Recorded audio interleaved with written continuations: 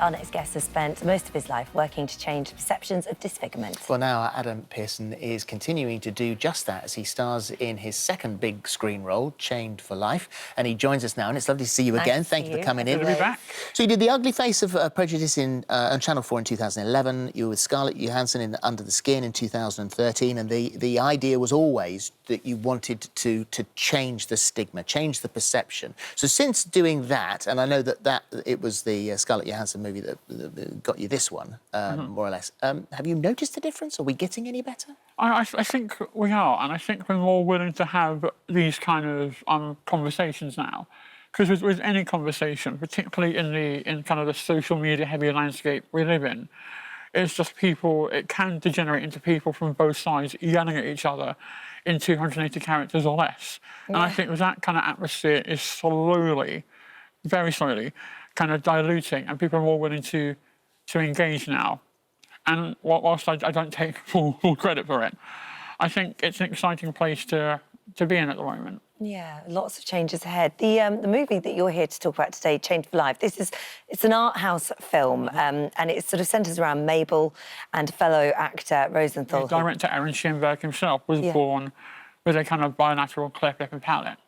And as a real film buff, he was always fascinated by the whole thing. So there are a lot of very clever references in there to things like Todd Browning's Freaks from 1932. Right. There's another film called Chained for Life from 1954 that focuses on the conjoined twins from Freaks and all the myths around film, like in The Wizard of Oz, Toto was paid more than all the Munchkins combined.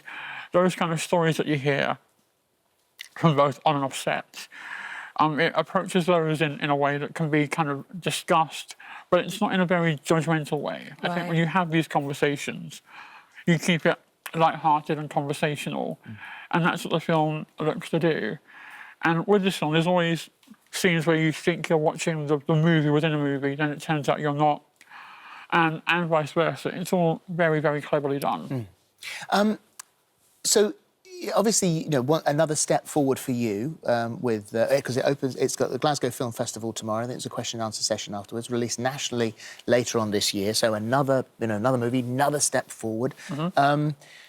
What about Hollywood? Is Hollywood getting any better?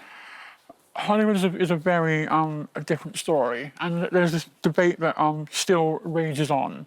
I started having it end of last year when Charlie Heaton was cast in the BBC adaptation of The Elephant Man. And then it all kicked off again earlier this year with Bryan Cranston in The Upside, as to should disabled actors play disabled roles. And there are two schools of thought here. On one side, you've got kind of only disabled actors can play disabled roles, and over here you've got it's just acting, mate, grow up. And the truth, in fact, lies somewhere in the middle of the bell curve. And what I'm not advocating for is equality of outcome. I don't want disabled actors to get roles just because they're disabled. Yeah. And it's the PC or kind of kickboxy thing to do. What I would advocate for is equality of opportunity. I think we need to spread on it wider when we're casting and get disabled actors in the room to have the conversation and let their talent do the rest. Yeah, what interests me, though, is something that you said. I mean, you said that as far as baddies in films are concerned, many baddies scarred or disfigured in some way. It's lazy and it's stereotyping, and that I understand. But you want to be a Bond villain? Yeah. I think villains are fun roles to play. And if it's cleverly written, and this is the delineation that I think we need to make, if it's cleverly written and there are other motives simply beyond just sticking a scar on someone because there's no other way to portray evil. Because in real life, people with scars aren't all evil, but they're also not all good. I've met people from across the spectrum as far as kind of morality goes. And I think film should be the same. I don't want a blanket ban on scars or disfigurements in films, because A, that's going to be an incredibly boring creative landscape and is restricting, and B, I got to work, right? Yeah. So I very much have a horse in this race as a film fan and as an actor.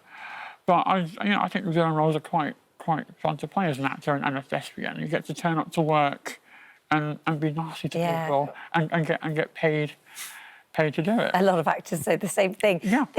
When you went to audition for Under the Skin, and this was the Scarlett Johansson movie that kind of started all this acting career for you, what you didn't make it to the audition.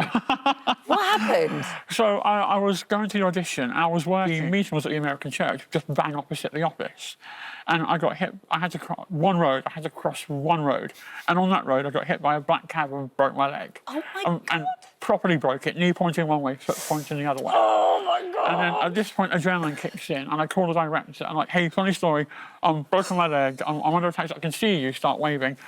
I'm going to be about 10 minutes late. I'm still really keen. So I think I'm not keen. I'm just going to be running commitment to a role. behind schedule here." And then, so the first time I met the director, Jonathan Glazer, I was under a taxi in my pants, surrounded by paramedics, high as giraffe tail on morphine. And a conversation ensued, apparently, and I got the job.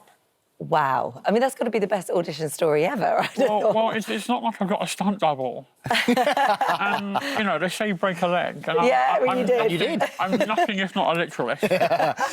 It's lovely to see you, Adam. It always is. Chained for Life, as we said, Glasgow Film Festival tomorrow. They're released nationwide later on this year. And thank you very much. Thank you very much. Thank you. Nice to see you.